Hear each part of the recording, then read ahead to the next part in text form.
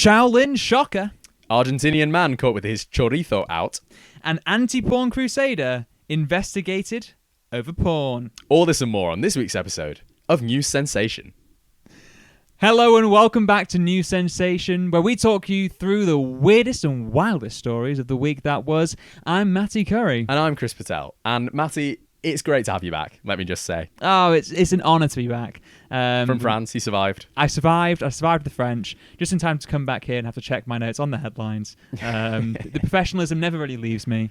I'm always in that mode, especially when I'm on holiday. If you watched the last episode or listened along, you'll know I recorded it from my break, which won't be the last time that happens this summer, most likely. And you know what? I think we did a pretty good job of it. You did an excellent job, I must say, of presentation of the episode. Well, yes, normally Matty's the whiz behind the camera, behind the setup. Mm-hmm. This time we had to get a little bit of help from Zoom. Yes. But yeah, I think it all went swimmingly. I think so too. I think we handled it very well. But besides my adventures off in the land of the French, the Gallic region, and many adventures in the Gallic region, let me tell you. Oh yeah. Patreon subscribers. Patreon episode talking all the way through my handling of the Paris Metro, which I must say I crushed.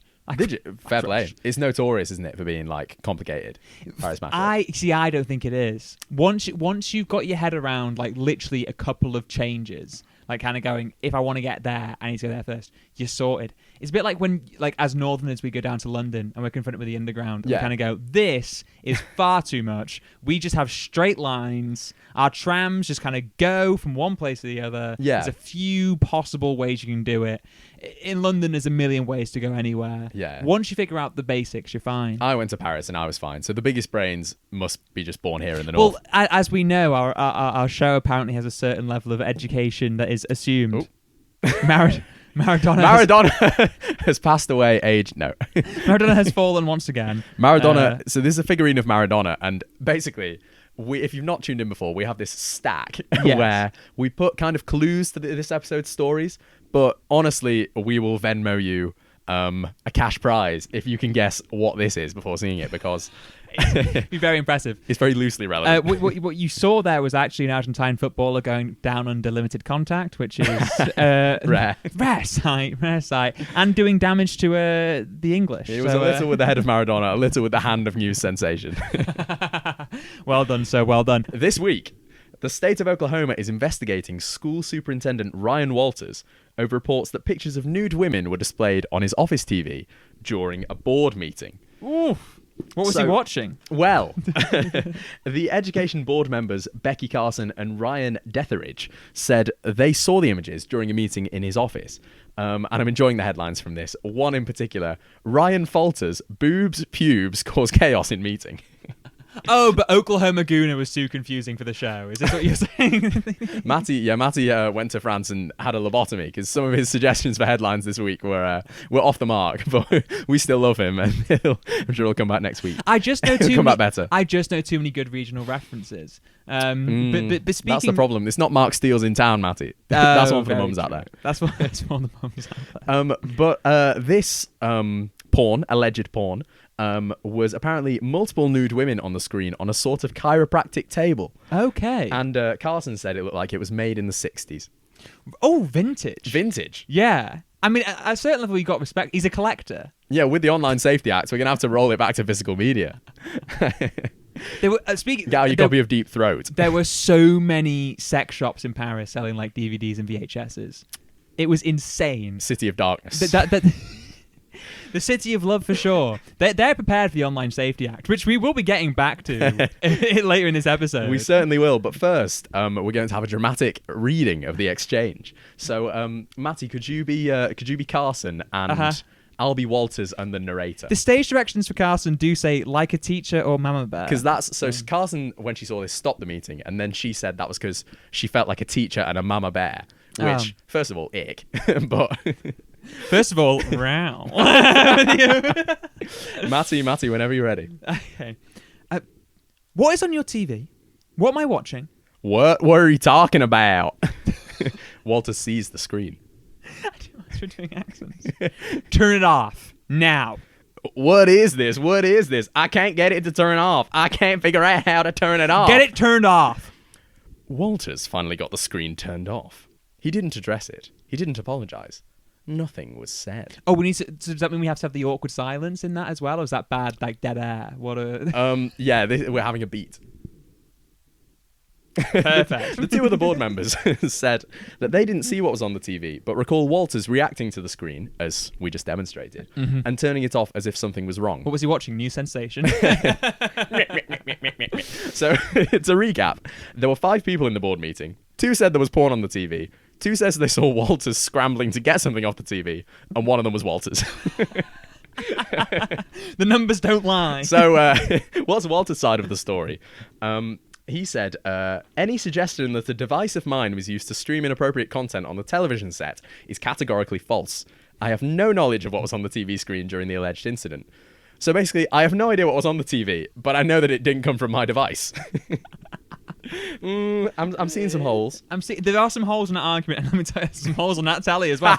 Anyway, boobs. No, Walter's comms director backed him up by blaming the Woklahoman, which is the Oklahoman newspaper, which is is what Walters often calls it. That's great. And Walters and his team have been running press releases with very level-headed titles, such as "Response to the most absurd, false, and gutter political attack from a desperate, failing establishment." That feels like you know when you're doing like a bit of historical research and you come across a pamphlet from like the 17th century where it's like really over the top and all the S's are written as F's. Yeah. That's like an order from the High Inquisitor in the Order of the Phoenix. A ref-pomp for the most absurd, false, and gutter political attack from the desperate, failing establishment. Well, yeah, Walters says the 2 board members who accused him should refine in disgrace. He gave an interview to Fox 25. We'll link it down below. He's hitting a pose which I like to call covering an erection. The new Sensation special. Get the scripts over. In the interview, Walters claimed it was impossible that he'd showed porn, as there's no devices connected to that cable TV. Wrong. The TV had cable access, streaming services, and was connected to an empty DVD player. Oh. There's a Pruder film. There must be a second DVD player. Yeah. The woman on the chiropractor table was going back and to the left. Yeah, repeatedly. When asked why he wouldn't hand over his devices, he said the investigation had already finished, when in fact it's ongoing. Okay. In fact, it's in the early stages. And he's saying it's all a conspiracy to stop him introducing education reform. What reforms, you ask? Taking porn out of schools. Hey! It's about time. Finally, a victory for common sense. So, what porn was he taking out of schools? The 60s or the 70s? Well, to know that, we really need to have a deep dive into the man himself. So, Walters is a far-right Republican who's been described as Oklahoma's top culture warrior. And much like America's Next Top Model, there's a lot of competition for that one. So he's called for the abolition of the Department of Education, despite the fact that under his tenure, Oklahoma ranks near the bottom of the US states for maths and reading. He said he'll put God back in schools. Right. He's allowed... Has God been skipping school? Are his grades suffering? Yeah, Jesus has been at the temple, famously. He skived off and got 3 C's at A-level. Wow, 3 C's, that's really good. He allowed propaganda outlets, PragerU, are you familiar? I'm more than familiar, unfortunately, with PragerU. To create materials for the state's public schools, an organisation that isn't actually a university, of course, despite the name. It's a far-right media company responsible for such bangers as a cartoon of Frederick Douglass in which the famous abolitionist said that slavery was a compromise to achieve something great. Oh, it doesn't sit right, does it? It really doesn't. It doesn't sit right, does it? Ooh. You know, I've not read everything Freddie D ever wrote, but I don't think he wrote that. I really don't think he did. He and PragerU are working together. That's Walters, not Frederick Douglass. Working together to create a woke test for teachers who come to Oklahoma from states with more progressive education policies. Right. So what is on the woke test? I'm not actually aware of the woke test, but I imagine it comes down to things like teaching about racial injustices in history. Racial injustices, evolution. And the like. He has tried to stop teachers from saying that historical racial massacres were about race. Famously he said the Tulsa racial massacre was not to do with race, and why are we making everything about race? Say that again. Tulsa racial anyway. Yeah, the Black Wall Street was destroyed for no other reason than financial. This potted history of Ryan Walters actually just keeps getting worse. So he's called the State Teachers Union a terrorist organization, and he appointed the nutter behind X account Libs of TikTok to a committee. And that account, if you're not familiar, is responsible for the revival of the word groomer to describe LGBTQ people. And Republicans even called for him to be impeached last year. Wow. When Republicans aren't on board with how crazy you're getting with this, you have to be crossing lines. If you want to know more, this is the tip of the iceberg. But the most ironic part, given the ongoing investigation, is his crusade against so-called pornographic material in school libraries. What do you say? Well, Oklahoma District of Education ordered one of its districts to remove 2 offending books on the grounds that they contained pornography. These books were The Glass Castle by Jeanette Walls and The Kite Runner by Khaled Hosseini, both of which contain scenes of child sexual abuse. If you're considering that as porn, then you need locking up. Yeah. Check his hard drive. Check his DVD player. Yeah. He said it's empty. I don't know. Right. Where are the meeting tapes? Here's him talking about it on Twitter. We'll link that down below. You can actually see he's so passionate about the issue that he forgets to put his seatbelt on. While he's talking in the car. He's speeding down the highway. But now that the Online Safety Act has come in this country, I guess we're going to have to turn to the Ryan Walters way of getting our kicks. Books from school libraries and DVDs in board meetings. Oh, the old-fashioned approach. Stick it on. Back when everyone watched the same thing of a tea time. Oh, mate. When When the kettles would all boil at the same time, the national grid would light up. Yeah. No. When you'd go in with a trench coat into a seedy shop. The good old-fashioned shame, you know? Rather than the subway of Orvelos, where we scramble to order our sandwiches after the show, instead it's the sex shop. It's a canonical shop. It's a canonical shop.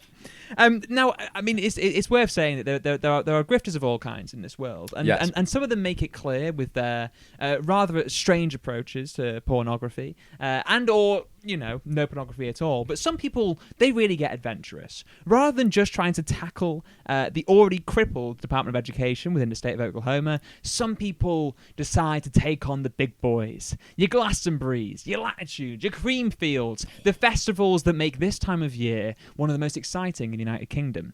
Well, let me tell you about a festival in Monmouth. That's right, Monmouth's festival, boasting a lineup worthy of Glasgow and set for this August, has fallen through because it was never real. I'm sensing a real theme. We've had Firefest. Yeah. This is something that we really like to cover on this show. I think as people ourselves who like a guerrilla operation that massively overpromises and underdelivers. And we also love a healthy bit of Schadenfreude as well. We really do.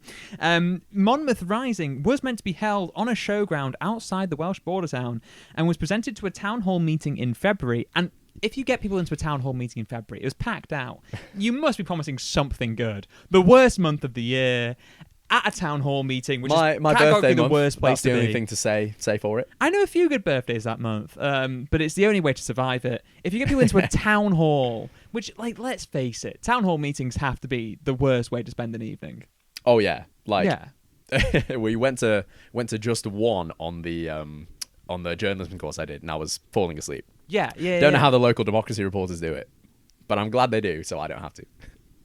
Yeah, well, I think that we're actually covering quite a lot of the local stories that are piquing people's interest. Because let's face it, if you're in Monmouth and you're down at this town hall meeting, you're going to be impressed because you would have been presented with detailed site maps said to be designed with the same software used for the Paris Olympic Games. Wow. Yeah. So it's high value stuff. Now, it was said that BBC Radio Wales would broadcast the festival live. Investors included one of the founders of Creamfields. Idris Elba was going to voice the festival advert and do a DJ set alongside Groove Armada and Wigfield. Big names. Big names. Did they have Bob Villain on there? Yeah, well, I think barring controversy. Yeah, he didn't know how to translate his chant into Welsh.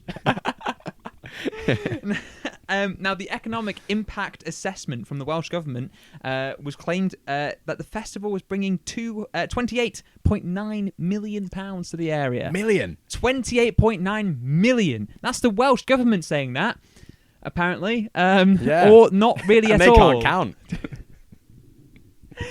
Because the Welsh government claimed they weren't involved in the slightest, nor have any of the acts we mentioned, nor anyone remotely involved in Creamfields. That's because all of this was made up. Unfortunately, this included the campsite's cannon that would fire bacon butties every morning to the hungry campers ready for a day full of Wigfield and such adventures. I would forgive them of have none of the festival, embezzle all the money if that's what went on. As long as you have the cannon. As long as you have the cannon. I just want to see a prototype of the cannon. I think this show, I regret that there is no cannon on this stack firing out bacon butties right now. Frankly, it wouldn't fit. It wouldn't fit. None of this show ever fits anything. Couldn't even get hands on the maze runner. Oh, no, the kite runner. We got hands on the maze runner, all right. We had to improvise the rest. No, but this is because all of this were the promises of a convicted fraudster. That's right, a man named James Kenny, or so he claims. Rather than big-name celebs, the only people he actually convinced to be involved are ordinary people who now feel horribly misled. Genevieve Baker was convinced to leave her job as a marketing and event specialist to be head of partnerships for the festival. Now, as a mother of 5 working part-time, she thought she was in for the career move of a lifetime, but now thinks that she was love-bombed. Ooh. James Kenny. James Kenny. She said he made us feel very special, dangled a couple of carrots, but then isolated us. He never encouraged us to talk as a group unless he was there, which is always a sign. If your employer is saying, guys, don't talk as a group, famously the entire history of unions would tell you that's probably a bad sign. Now, Genevieve and other employees claim they didn't even receive their first pay packet. Now, James Kenny was promising a £90,000 cash advance from invoice funding, but it failed due to due diligence checks after a proof of incoming funds from Great Western Railway was flagged for potential fraudery. Fraudery? Is that fraud and forgery? Shut up! Wait, no, which one is it? Actually, it's forgery. Forgery. It's forgery. That's just the longest-winded sentence I've had to say on this show. World's first ever forgery. World's first ever forgery. I mean, he's going beyond the pale here. It's not just fraud. It's not just forgery. It's forgery. R.I.P. Ian Nasir. You would have loved fraudery. I mean, we'll get on some fraudery later in this episode. We certainly will. Now, one woman who was a part-time carer who was hired after a 10-minute interview where Mr. Kenny had said yes to all her requests, and she claims he named so many acts she couldn't even write them all down, said that she was left penniless and unable to claim universal credit because HMRC thought she'd been paid. So, pretty tough sledding for some of the employees at this festival. Was there meant to be sledding there as well? Well, believe it or not, yeah. So you had the bacon butty cannon, and then you had the impromptu ski section. Bonus points if the bacon butty hits a toboggan. No, we must establish there was no toboggan, and there was not. There was no anything really. We can kind of say whatever because he did. But on the 6th of March, he cancelled the festival, promising all ticket holders and vendors refunds. This was to the delight of the 24 people who had bought tickets to this festival. Because all their payments were held by the ticketing company as opposed to Kenny himself. Right. Meanwhile, many of the traders have said that they are yet to get their deposits back. Why did so few people actually buy tickets? Were they just really canny? This is the thing, is that how many festival goers do you know in Monmouth? I don't know anyone in Monmouth. Well, exactly. I mean, speaking purely from a philosophical point of view, I know a scientific point of view, there may be nobody in Monmouth. Because I've never seen them. Schrodinger's Monmouth. Does it even exist? Yeah. Well, I think this is what Kenny was trying to rely on with the festival. It's like if no one knows or sees the festival in its entirety, does it both exist and not exist simultaneously? And that was the promise he gave to his vendors. Now, Kenny has previously fallen short of promises to establish a Liverpool cocktail week, which must be so easy to prepare, because he knew a couple who owned a cocktail bar who he eventually left £20,000 out of pocket with his actions. He also has £27,000 in unpaid county court judgments, dozens of small companies under different versions of his name, and in 2008, terrible year, apart from the Champions League, was convicted of 2 counts of fraud for forging his wife's signature. This was to obtain a mortgage payment to clear £15,000 worth of debts. It's crazy they still do that by signatures. or they did back then. Yeah. It's like one of the least secure forms of authentication. Well, they clearly caught Kenny. Yeah.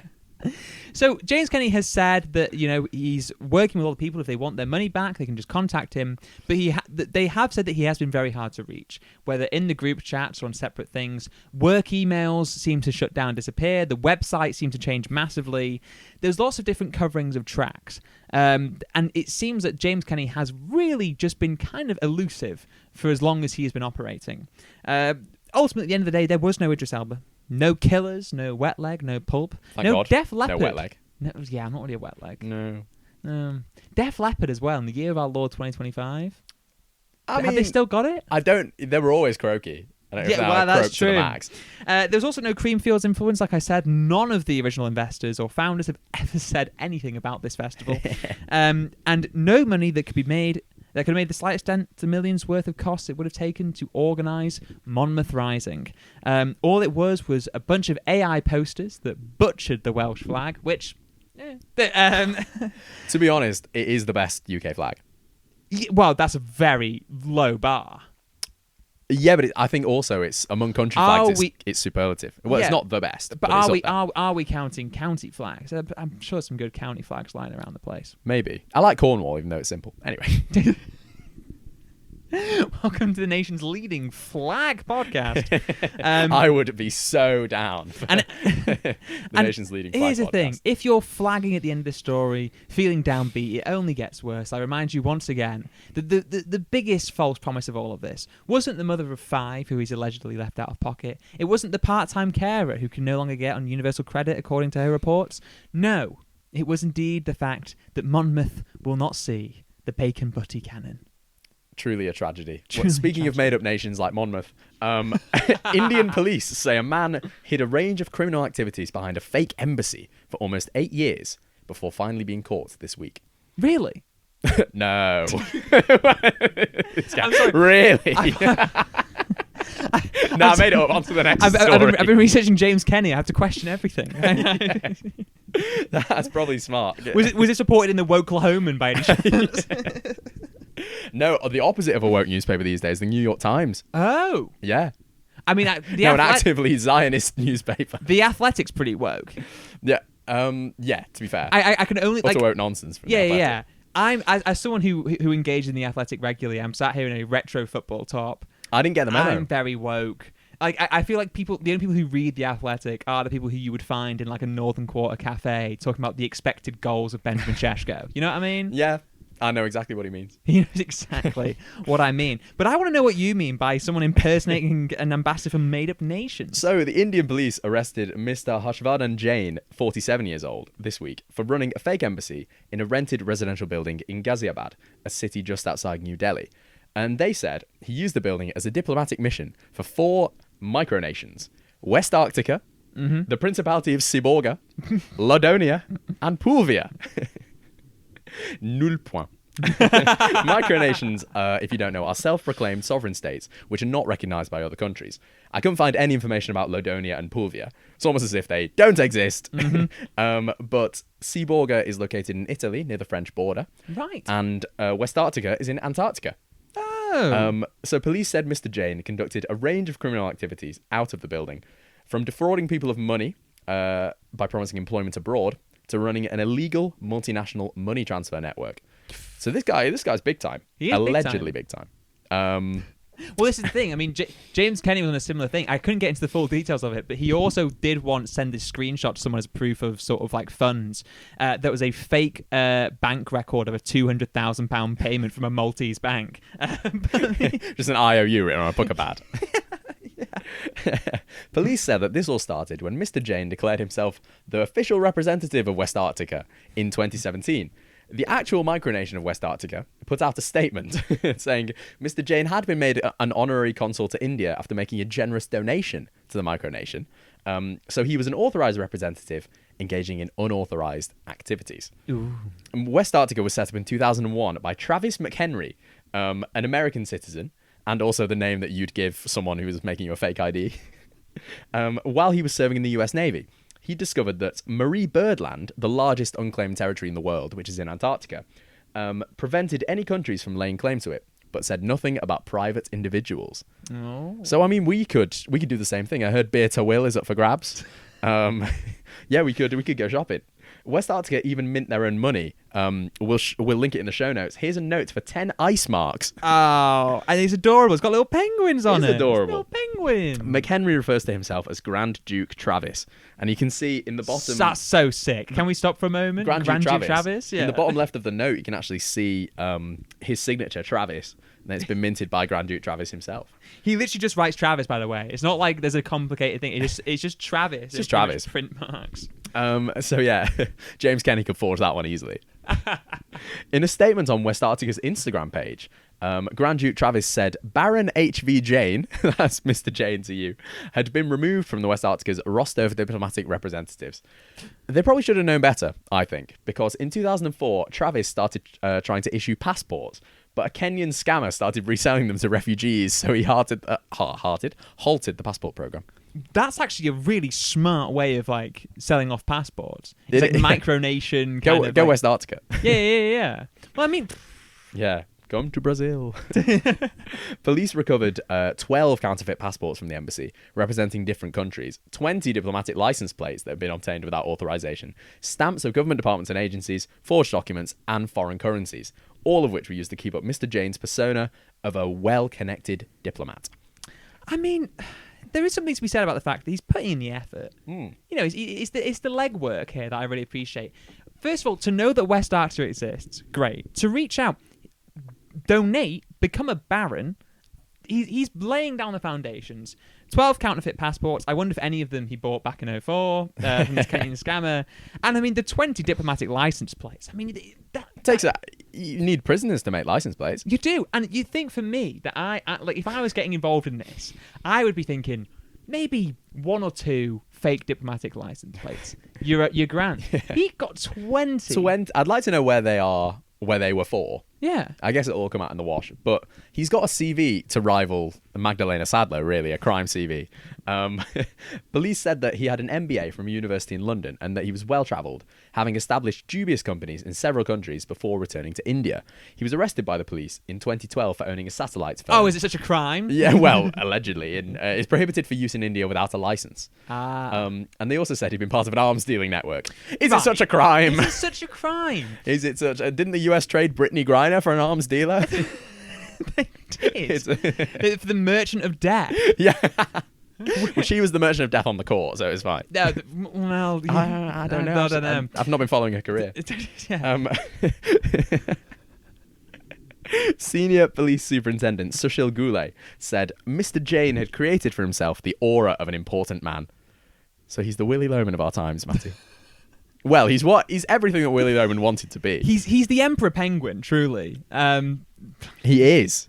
1,000,000 ice marks to this man. I do wonder how many ice marks it takes to smuggle like a bunch of AR-15s across like the Syrian border. It's quite a few ice marks. Because what's the exchange rate on that? Because like what? Not very good. I think. What is it weighted against? Since Baron H.V. Jane was arrested. Well, isn't bird poop a commodity? I know bats. Guano is from bats. Oh, so maybe you do have like it's like the gold standard, the bird poop standard of the ice mark. If bird poo was a commodity, I know a few mates' cars I could sell off for a pretty penny. You want some car with that bird shit? Wash your cars, you dirty beggars. But no, but I do think, look, ultimately, this is all pretty bad. But you have to think about the people. Let's face it, arms dealing, fake passports, all of that. People need arms. Badly done. People need arms. We need them for this show. Have you heard of the military-industrial complex, Matty? But I mean, right. Keeps the lights on here. Let's face it. It doesn't. We don't accept any money. We're not involved. We just divested last week. Well, now that France have finally been the first ones to just kind of go too far. Yeah, we're recognising the state of West Arctica this week. Well, that's only if Segorda release. No, anyway. But what I'm wondering is, who is trading arms with Baron H.V. Jane of West Arctica? Like, you have to think, if this is like involved with some very high up and very powerful people, which typically are in an arms trade, they're the ones who are really to blame here. Because this man's rocked up with a bunch of fake passports, and they've just handed him like all the weapons, handed him all the influences, allowed him to set up offices outside New Delhi. Like, really? Like, ultimately, this is just a sign that bureaucracy is failing us. That there's not enough red tape. Right. The standards are dropping, and I think that we need to do far more to identify the people we're dealing with, and that is exactly where the Online Safety Act comes in. Because Australia is taking a bold new step, much in the same way that I don't think random individuals with a so-called MBA from a university in London, and as we all know, none of those universities count, were functioning from the fake micronation of New Delhi. Yeah, right. Much like I think they shouldn't be allowed access to arms, I don't think young people should have access to YouTube accounts. Now, speaking... Wait! Bold take. Are we young? No. No, we're not. We're cooked. We've reached young status. There's young and there's cooked. There's young and there's cooked. All the world's a stage, and his acts being 2 ages, young and cooked. Well, I was staying in a hostel. I was talking to people who were doing some interrailing around Europe, and they were talking about being in year 8 during COVID. And I just had to look at my hands and feel the sunspots start to grow. You know? Oh my God. It was awful. I felt like an aged man. Wizened by time. But old age hath yet its honour and its toil.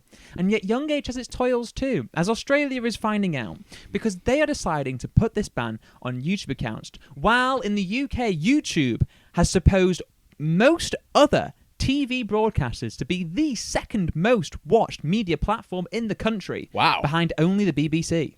That's aura from the BBC, to be fair. Aura from the BBC to hold top spot. It was an Ofcom report, so you got to think, you know... Have they boosted the numbers a little bit for their friends? We like to. I like to give the BBC a hard time one week and then be really nice to them the next week to keep, the job, job potential open. To keep the balance, because we all know BBC is committed to balance at all costs. Look, this seismic shift in the UK has been driven by the youth.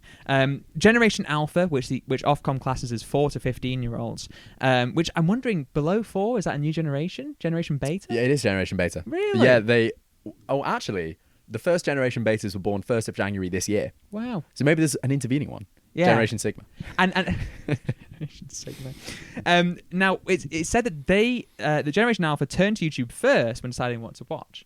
I think our generation, sort of 16 through 34, it turns to Netflix first. But they are also seeing seismic shifts in the older generation who are watching YouTube at a much higher rate. Now, this is the exact demographic, these 4 to 15-year-olds, this Generation Alpha, and even some of these Generation Betas fresh out the womb, who down under are now targeting to keep off the YouTube accounts. Now, no Ryan's toy review for them. Well, we say that. They will still be able to watch YouTube videos. They'll still be able to watch YouTube. That's fine. What else are parents going to do on long-haul flights rather than stick an iPad in front of their kid's face and let someone else do the job of parenting their children? But under 16s will not be able to make a YouTube account, which means that they won't be able to upload content or interact with the platform. Devastating for News Sensation, as our toilet humour has now lost its target audience. Our like ratios are going to tank. Yeah, we just put loads of... We're going to have to take all the SEO keywords out of the porn, boobs. Porn, boobs, because all the under 16 Australians won't be able to take part. Now, there's many reasons for this. One is because Australia is doing a sweeping appeal across platforms. There will be limits on under 16 access to TikTok, Instagram, Facebook, X, formerly Twitter, which I refuse to never drop when I say X, and Snapchat. Which, again, under 16s, Snapchat, yeah. What are Snapchat going to do? There should be an 100% ban on anyone going on Twitter. Yeah, that is absolutely the case. Now, Australia's e-safety commissioner, Julie Inman-Grant, said last month that YouTube was the most frequently cited platform where children aged 10 to 15 saw harmful content, which I think is quite interesting. It is interesting. I wouldn't have put them at the top of my ranking. What were the platforms? TikTok, Instagram, Facebook, Twitter, and Snapchat. I think TikTok and Insta. I saw someone die on Facebook. Yeah. Didn't even search for it. Was in the Explore. YouTube have always had a bit more stringent sort of support. Things slip under the cracks. Yeah, I would say YouTube's probably the least. Because, I mean, you could also potentially be groomed on Snapchat. You can be. Yeah. Yeah, and I mean... Fighting the urge to say it can. It can. I didn't fight it. In Instagram and Twitter, I mean, it's just like, it's very hard to go on any of those platforms right now without being bombarded with, like, racism.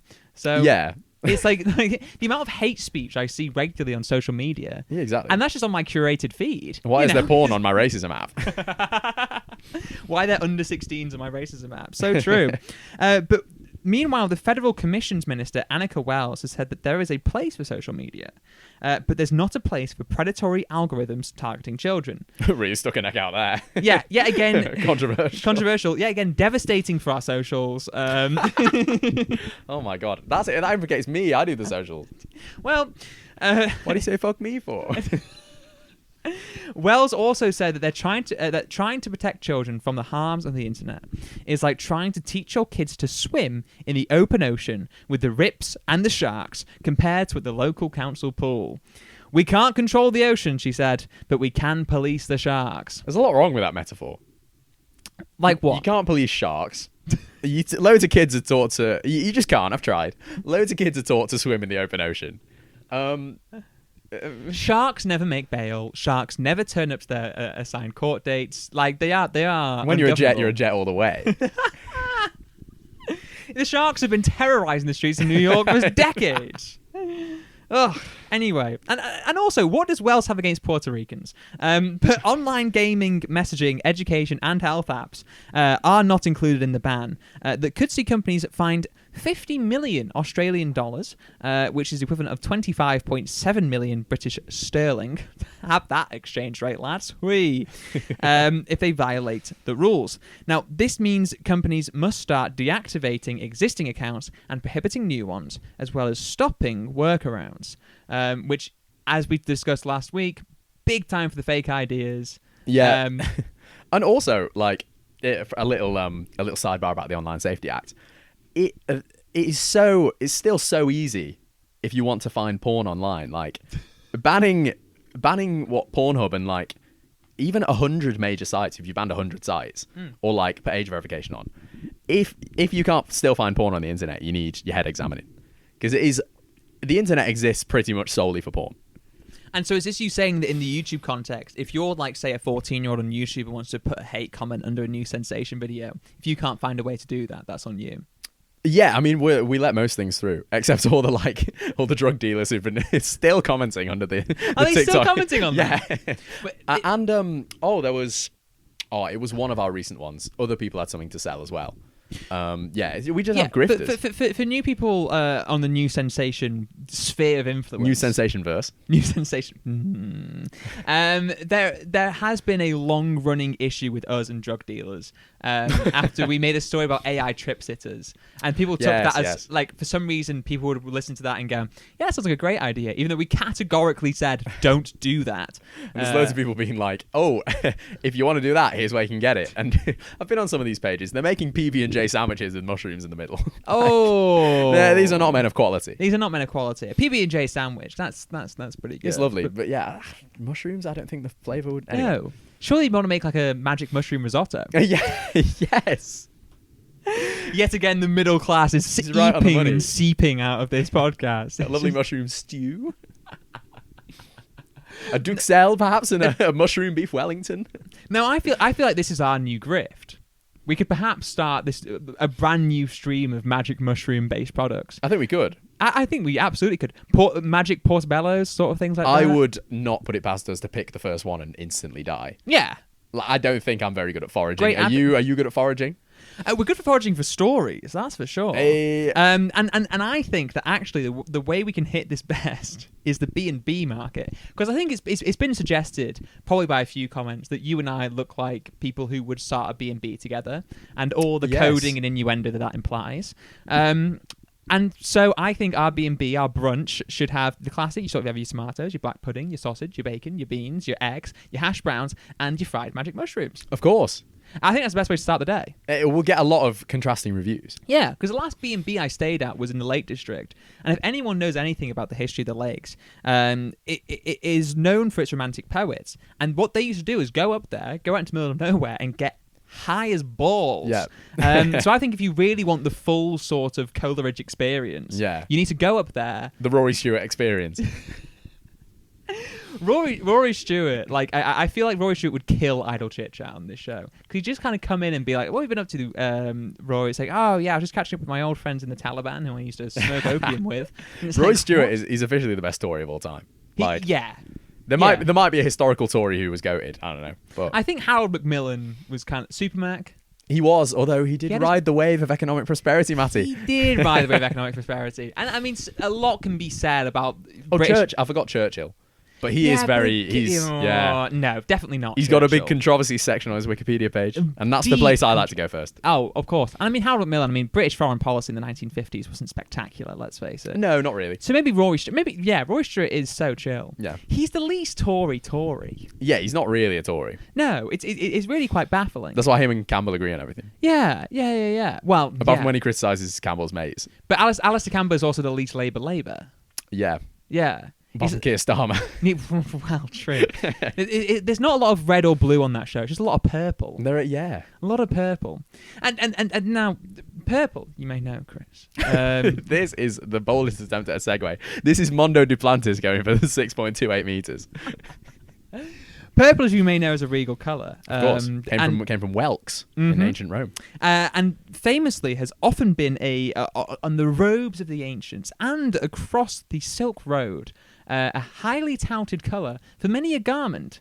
And now, if you're looking for high-quality robes, then look no further, potentially, than a monk who has accepted some rather lavish deals in recent times and might be done for embezzlement.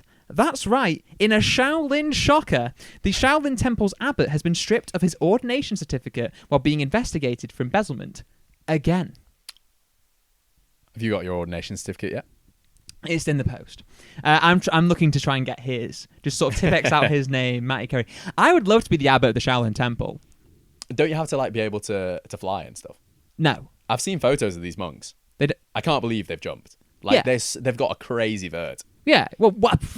But that implies that Ja Morant is a fitting Shaolin Temple abbot. Ja Morant should get training. Well, did you see that Victor Wembanyama's been with the monks? No. Victor Wembanyama, sidebar.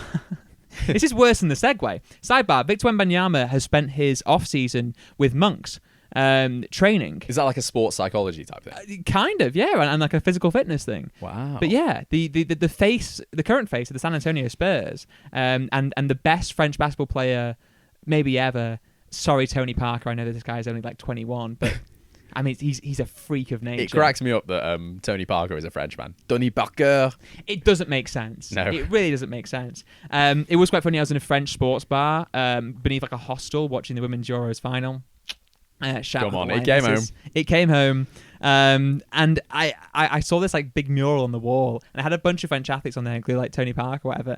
And at first I was really confused. I was like, what's Michael Jordan doing on there? Because Michael Jordan was also on there. And I realized that there's also like Muhammad Ali and those different things. What it was just loosely putting French athletes around like other notable athletes and being like legends. And I'm like, why is that so French? Anyway, the point is that Shi Yongjin has been the temple's abbot since 1999 and is known as the CEO monk for helping to make it a global brand. I thought that was Stephen Bartlett.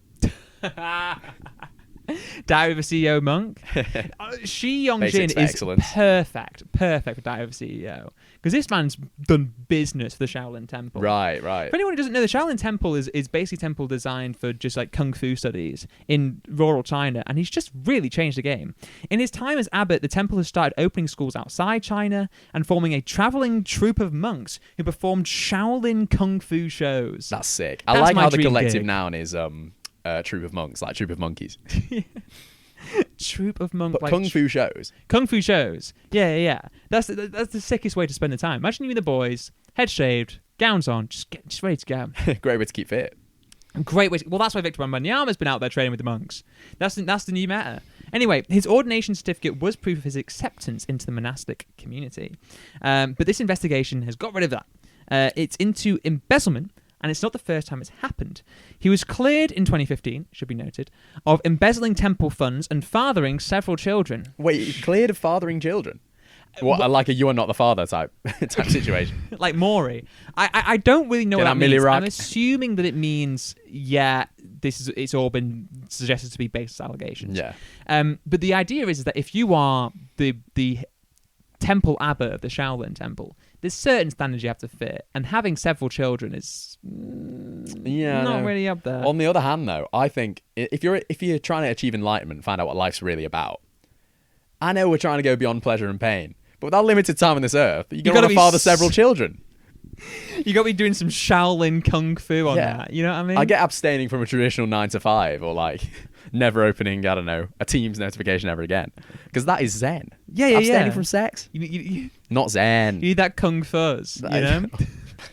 I have no idea. What you mean. No. He was also alleged to have received expensive gifts. Now, we talked about the expensive gifts that you can find on your way down the Silk Road to enlightenment. Someone bet Angela Rayner.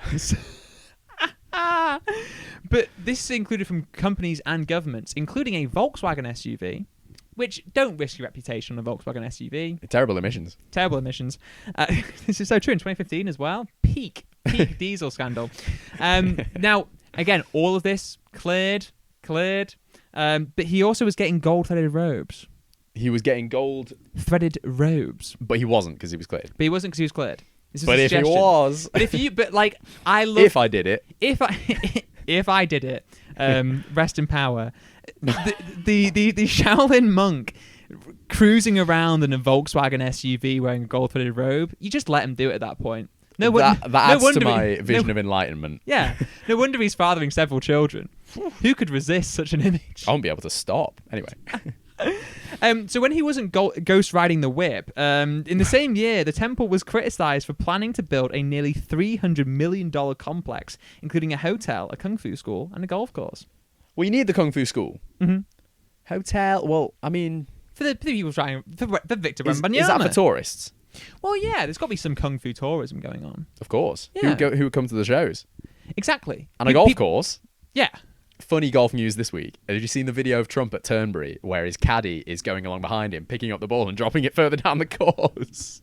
That's so actually good. Doing that. That's so good. Shameless. The amount of golf that man's played in his, 76-year life? The amount of golf he's played in the last year. Yeah, it's ridiculous. But I do also love that, like, you've got, like, he sends out the Harlem Globetrotters to bring people around the idea of the Shaolin Temple, and it's like all of this is just so he can make an entire complex, a la Trump himself. This is very Mar-a-Lago. It's very North Korean Benidorm. It's very North Korean Benidorm.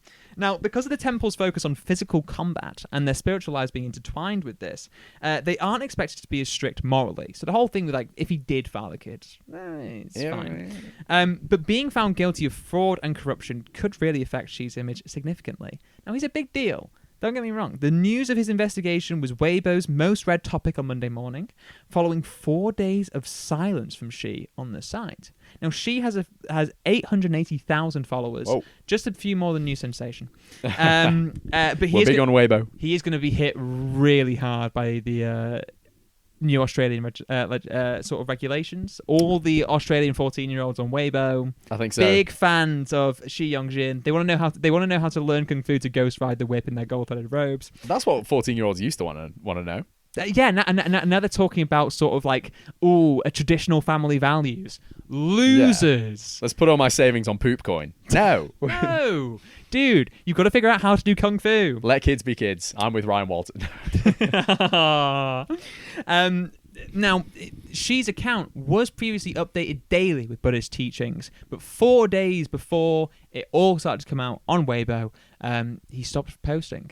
So there's a few days of silence. NR's only real ones know. And really, I think that that's the most Buddhist approach. In a time of crisis, go into complete isolation. Yeah, honestly, part of my vision of Zen that I'm quickly building, not caring about what people say about you on social media. No. We've never cared. I've cared. As long as they're saying things so we get engagement. Yeah, well, this is the thing. Is like I think Xi was realizing that he was farming engagement, but is that really the path to Nirvana? Hope so. Nirvana are like scrupulously used for a lot of content these days. Do you think he also sells Nirvana t-shirts? Yeah. He's gotta. Yeah, they weren't very good themselves at reaching Nirvana. No, I think. Look, if whoever takes over the Shaolin Temple, if she continues on in this role, if he's cleared of embezzlement, whatever it might be, instead of investing 300 million in the Shaolin Hotel and Spa, can we potentially invest in something else entirely? One thing that really struck me about this, they're talking about how Shaolin became a really popular name through things like Shaolin Shocker and name drops for the Wu-Tang Clan. Can we bring back Kung Fu movies? Now, they clearly exist in isolation somewhere, but when was the last time there's a blockbuster Kung Fu movie? What if the trade-off is you have to have Pedro Pascal in it? I'd take that. He's at the forefront of every movie. I love Pedro Pascal. He does the whooshy finger hold in every press conference. Yeah.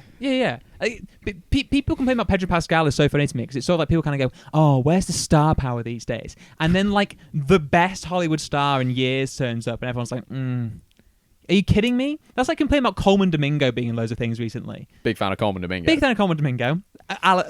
Coming from Coleman Flamingo. As you called me in episode 1, was it? That was quick. But yeah, no. Pedro Pascal, Kung Fu movie. Pedro Pascal playing Shi Yongjin. I mean, Pedro Pascal's getting some weird allegations at the moment as well. He certainly is, yeah. So maybe he's the perfect man. He can't keep his hands to himself. Shi Yongjin. And again, with both of them completely alleged. Oh, of course. Completely alleged. Maybe Shi Yongjin is also just anxious and very camp. Yeah. He has anxiety around the most beautiful women. And who among us doesn't feel akin to a Shaolin monk, anxious, camp, in his gold-hooded robe, ghost riding the Volkswagen SUV, and just trying to go down the golf course? That's the American dream, Do you think baby. you've got a little monk behind him moving the ball further on? Now, speaking of people who are I've got one. Speaking of people being exposed in compromising positions. What were you going to go for? I was going to say people being caught in compromising positions. We're good. My brother. Our cycles have synced up. It's a Thursday. My little monk in my little monk caddy. An Argentinian man, a policeman, no less, was caught naked on Google Street View, but he's successfully sued for damages. A succulent pig. Well, actually, if you'll see from this photo, we didn't. He's not very succulent at all. Matty's print is so bad that we can't see him in this photo. I'm protecting his decency. Yeah, well, of course. He was actually captured from the back, so Google Street View car. Bit of gammon. Well, yes. A bit of chicharrón. Captured a picture of the man completely naked while stood on his patio in Bragado, Buenos Aires. It took a picture of his backside. Nice. And he was paid more than £9,000 in compensation after a judge ruled that Google had invaded his privacy. So the man said that Google's picture had caused him to be mocked by neighbours and acquaintances, which soon spread to the wider community. He said that because he was a police officer in a small town, most people knew who he was. And they recognise that ass from a mile away. Yeah, that ass. Yeah, that gaucho's been riding, let me tell you. When he first saw the photo, he also tried to sue a news outlet who have published the pic as part of a gallery called Las Perditas Bragadenses del Google Street View, or the Bragado Pearls of Google Street View. Post-Online Safety Act, so we get what we can. Yeah. But the news outlet was cleared of any wrongdoing, I should say. Mm-hmm. First court case actually went Google's way. So the judge ruled that the only person who could have known who the naked person was in the photograph was the man himself. Clearly not. Incorrect. That ass won't quit, and it's known all around town. Because the photo was taken from behind, and he was in what the judge called an unidentifiable location. But what, his home? Yeah, it doesn't stand up because the judge simultaneously argued that the man was unidentifiable because he was stood in an area that couldn't be seen by passers-by, and that the situation was his own fault because he'd exposed himself to passers-by. It's unbelievable. Make it make sense. Justice for this man's ass. Justice for this man's booty. But that ruling was overturned on appeal. Mm-hmm. And the court found that the address could be identified by numbers in the photo. And a big number 1 in the middle of the... No. And that the man was behind a fence that was taller than a person of average height, which we can't actually see his head in the image, but his head's around here. Mm-hmm. So this is a huge guy. If that fence is taller than a person of average height, wow, that's a huge guy. That's a big boy, and he's hiding his big boy on the other side. he's hiding his succulent Argentinian steaks. You know? Oh yeah, succulent Argentinian prosody we have here because the judges wrote, "No one wants to appear exposed to the world as the day they were born." which is beautiful. That just makes me want to travel to the region. Yeah, what poetry? What poetry? I mean, the Argentinians have always had a very good grip of their prose is magnificent. Oh yes, Argentine tango, poetry in motion. So true. I'm really selling it. Speaking of poetry in motion, what about that jiggle down the stairs? Oh dear. Google Street View has had so many privacy concerns over the years. There's a Wikipedia page called Google Street View Privacy Concerns. And it's Google's had to pay millions of dollars in settlements over the years. But one particularly stinging verdict came in 2010 when Google agreed to pay us a $1 settlement for taking pictures of a house on a private road. The victims were Aaron and Christine Boring of Pittsburgh, Pennsylvania. Shout out Pittsburgh, Pennsylvania. These yinzers were not messing around. Doing anything for $1 is so petty. And Shout out the Boring family as well. Shout out the Boring family. Google said, this is so petty, we are pleased that this lawsuit has finally ended with plaintiffs' acknowledgement that they are entitled to only $1. Oh. How catty. And the Boring's attorney, Greg Zegarelli. Come on, Greg. You ready for this? He said, "This is about right and wrong. Maybe my client and I are hopeless romantics, but I suppose some people said the same thing in 1950 about a male executive calling female staff sweetie or honey, or African Americans sitting just a few seats further in the back of the bus." You're right, Greg. It's exactly the same. Also, Oh, man. I see no difference between those situations at all. To be fair, that's the most Greg Zegarelli statement. Yeah. How do you think Greg R. Zegarelli got his reputation? The R stands for reputation. Also, if he's winning $1 in a case of civil rights movements proportions, this is the March on Alabama. This is the Montgomery bus boycott right here. If he's winning $1, I'm not wasting my money on him. Yeah. No, money down. But maybe there's an upside. Because in the same year as that case, the Daily Mail ran the headline, "Google Girth. Oh. Obese Bob sheds third of body weight after spotting his huge stomach on Street View." Yes, a man had been so displeased with his side profile on Google Street View that he decided to lose nearly £100. Hey, good for him. Very good. Very good for him. I mean, it's never nice to have to look at yourself on Google Street View and not feel good about it. I've been on Google Street View. Have you? Yeah. I've been papped along the streets of the hometown. Whereabouts? Hometown? By the cinema. Were you on did the you feel bridge by the good cinema. about your side profile? Because you should. I see your side profile every week and it's lovely. It's gotten better. This was back when I was about 14, 15. Yeah, you had a pot belly. I did not have a pot belly when I was 14, 15. I was a little scrawny. Sweating like a dog. I was always sweating. And you had like blonde a dog. highlights. I didn't have right. I don't know where this is all coming from. I didn't look like Mickey Rourke in The Wrestler. All right, this is unbelievable. I kind of wish I did it 14 or 15. That'd been so funny. Anyway, but the thing I can't really criticize about this story is that final headline: Google Girth, obese Bob sheds third of body weight after spotting his huge stomach on Street View. Because that is exactly how we workshop our headlines for every episode. Yeah. Google Girth. Google Girth, fat, and fat again. Fat man sheds fat because he hates being fatty. It's like, what is that show called? The one from the 2000s where he's like, Britain's fattest families. And it's just yeah. I'm meeting Britain's wobbliest wobblers. And the guy's fat himself. Yeah, but it's like, and then Horatio Gould and what's his face, which is like the biggest insult I can give somebody. It's not know their name, but Horatio Gould and that other guy who did those Finn TikToks Taylor. about that. Not Finn Taylor. No, the other guy who does the Andrew Cohen. Yes, That's it. Yeah. Sorry, Andrew. Ooh. Maybe go to Warwick, then I'll know you. Hey. The connections run strong. And speaking of connections, it's always nice to be back with you, Chris. The chemistry's at 100. There's the green link. We're like Javinho, Ibarbo, and the other one. Dumbia. How do I forget? There we go. Seydou Doumbia. Just say. And yeah, for more just cutting banter like that will take you right back to the good old days, you can check out our Instagram at New Sensation or our TikTok, New Sensation Pod. Or you might want to email us and give us hate mail directly, talking about how my Brazilian shirt is a sign that Mateusz Cunha's got the Manx acting different. At newsensationpod@gmail.com. That's newsensationpod@gmail.com. If you're watching on YouTube or Spotify, give us a follow. Really do appreciate it. Hit subscribe. And if you're down in Australia and trying to do all those things, I'm sorry. Clearly, you're going to be under 16. No one else has stayed this long into our potty mouth little episode. Ryan Walters, if you're watching, we're making the DVD available soon. But meanwhile, he's been Chris Patel. He's been Matty Curry. And we'll see you next week.